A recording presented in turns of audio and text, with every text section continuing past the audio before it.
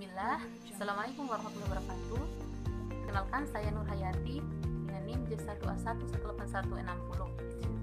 Jadi di sini saya akan presentasikan sebuah jurnal yang berjudul Identifikasi Mikrobiologi Staphylococcus dan Coliform pada susu dan daging serta olahannya di kota Yogyakarta. Jurnal ini ditulis oleh Sri Yulani dan Afendri Oimata. Ketersediaan pangan yang bermutu, aman dan layak dikonsumsi di Indonesia telah diatur dalam perundangan, yaitu Undang-Undang Nomor 7 Tahun 1996 tentang konsumen tentang pangan serta Undang-Undang Nomor 8 Tahun 1999 tentang perlindungan konsumen. Khusus untuk pangan asal hewan seperti daging, susu dan telur, ini diatur dalam Undang-Undang Nomor 6 Tahun 1967 tentang ketentuan pokok peternakan dan kesehatan hewan.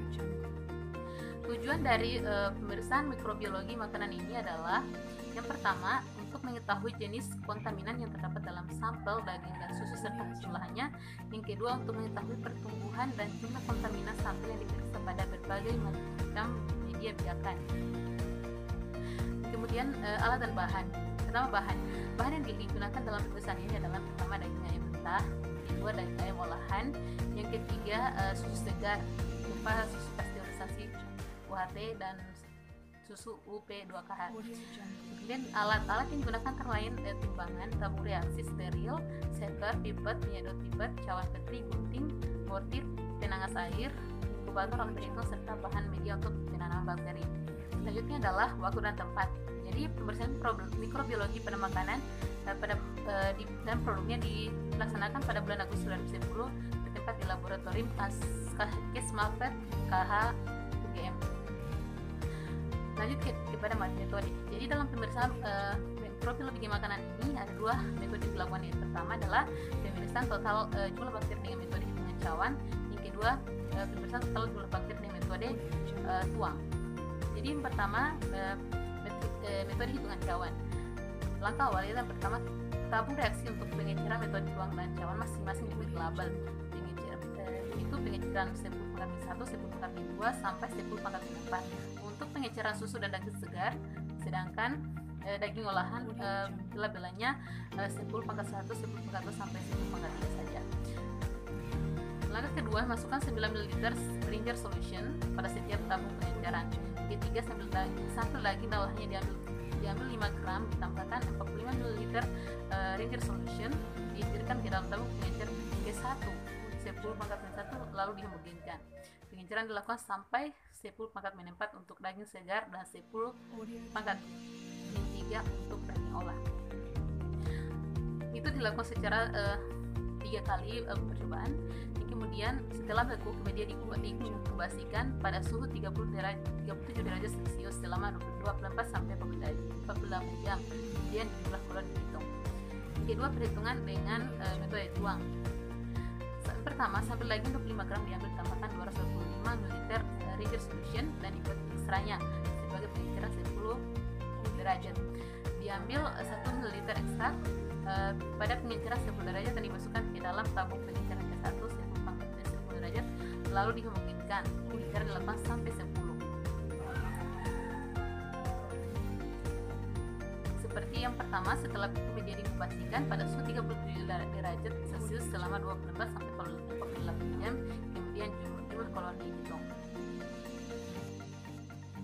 Selanjutnya hasil. Jadi dalam penghitungan jumlah bakteri coliform dilakukan 4 jam penanaman. Koloni dihitung adalah koloni berwarna merah berdiameter 1 sampai 30 mm. Jumlah koloni per gram sambil dihitung dengan rumus jumlah bakteri per gram per liter sama dengan jumlah koloni kali 1/C kali S kali SV kali P. Ini adalah tabel perhitungan jumlah koloni bakteri pada susu dan daging dan olahannya. Dan ini adalah hasil pengamatan koloni bakteri berdasarkan morfologi pada masing-masing media spesifik. Yang pertama adalah morfologi koloni bakteri Staphylococcus pada media. Yang kedua adalah morfologi koloni bakteri coliform pada Violet reticule. Jumlah perhitungan bakteri coliform pada susu segar diperoleh paling tinggi 13 kali 10/4 koloni per mililiter pada media PRBA. Sedangkan susu pasteurisasi berjumlah 17 kali 10/4. Berdasarkan perhitungan dapat jumlah bakteri coliform pada susu segar dan pasteurisasi standarisasi melebihi dari acuan SNI 738/2009. Yang kedua, berdasarkan perhitungan bakteri Staphylococcus berdasarkan daging di jumlah 1/10⁻³ koloni per gram, sedangkan hasil jumlah bakteri Staphylococcus sp pada suatu suhu baik yang segarnya dan pasteurisasi lebih besar dari standar yang ditetapkan. Dari standar yang ditetapkan seharusnya jumlah tersebut tidak melebihi dari 100 koloni per mililiter. Ini didasarkan pada dalam standar maksimum cemara mikroba yakni SN 636 tahun 2000. Kemudian batas maksimum residu dalam bahan makan asal hewan dan SNI bakteri ini didasarkan dalam Standar Nasional Indonesia nomor 1 636 tahun 2000 tentang batas maksimum cemara mikroba dan batas maksimum residu dalam bahan makanan asal hewan dan SNI nomor 1 7348 2009. Bakteri Staphylococcus dibatasi sampai 1/10⁻² CPU per gram baik pada daging segar maupun beku ataupun daging tanpa tulang. 3. Hasil perhitungan kolifor pada daging ayam segar dan olahan paling tinggi masing-masing 15/10⁴ koloni per gram dan 68/10⁵ koloni per gram.